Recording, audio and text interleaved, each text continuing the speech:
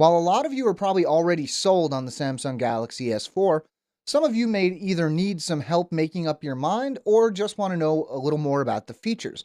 So what we're going to do is show you some of our favorite features on the Samsung Galaxy S4. Hi everybody, I'm Chris Wook. Now, a lot of our favorite features have to do with the camera, so we're going to kick things off with a look at DualShot. DualShot uses both the rear and front-facing camera at the same time, allowing you to place yourself anywhere in a photo or video without having to hold the phone at some awkward angle. While this is cool by itself, the ability to use DualShot in video chat is much cooler, allowing you to remain on screen while showing what you're pointing the phone at to somebody else. Now, we've all been there. You're trying to take a photo at a super busy location, but people keep walking through your shot at exactly the wrong time. The S4's eraser mode aims to fix this. Instead of simply taking a photo, this mode records for a few seconds and analyzes the result, hopefully removing any stray passers-by from the photo. The animated photo mode essentially allows you to create an animated GIF. Like eraser mode, animated photo records for a few seconds. Once it's finished recording, it processes the results and allows you to choose only certain parts of an image that you would like to be animated. It is a little on the gimmicky side, but it's still a cool feature. DramaShot produces photos showing the track of a subject in the foreground while the background remains static. Now, it can be a little tricky to use since you have to remain pretty still while the subject moves, and if the subject is too close, it just plain won't work. For my example, I just set down the camera and enlisted my good friend Ted the Plastic Dinosaur to be my subject. Luckily, he was fairly cooperative. Sound and Shot does exactly what you would imagine. It adds audio narration to an image. Simply switch to Sound and Shot mode, take a photo, and start talking. This can be useful if you want to share a photo with a friend and explain a little about where you were, or what you were doing, or why you decided to take a picture of your salad again. If you've ever used a Samsung device that had an S Pen, AirView is going to feel very familiar as it does the same thing when you hover over the screen, except now it's your finger instead of a piece of plastic. Air Gesture allows you to scroll web pages, switch between photos, skip songs, and more, all with a simple wave of your hand. This is useful if you don't want to touch your device. Maybe you're eating hot wings, but it's not something you'll likely be using all of the time.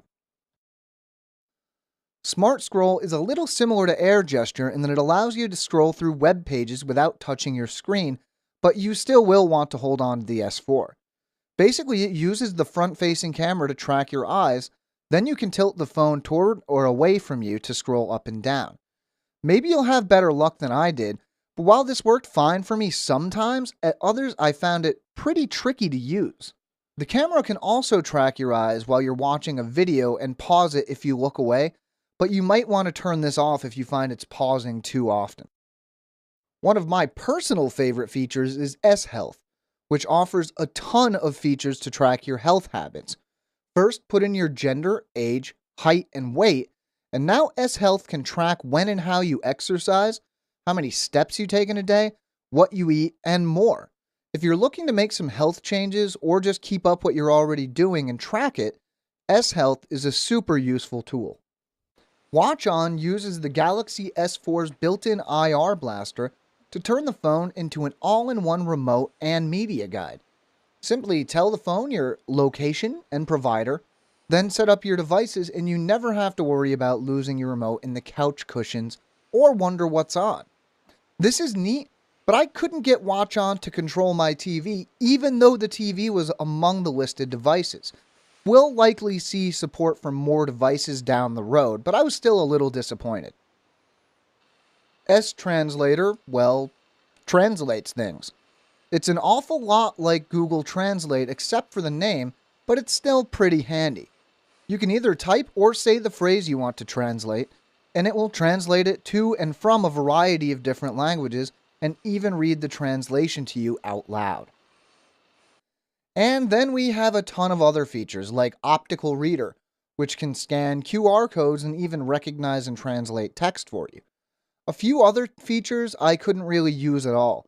Group Play, a feature that lets you share files, watch the same movie, or even play games with other people, sounds really cool, but there was nobody around, so that was kind of out of the question.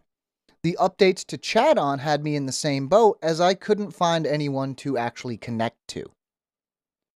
Now, obviously, there are a bunch of other little tweaks and some features we left out, but what we just showed you are some of our very favorites.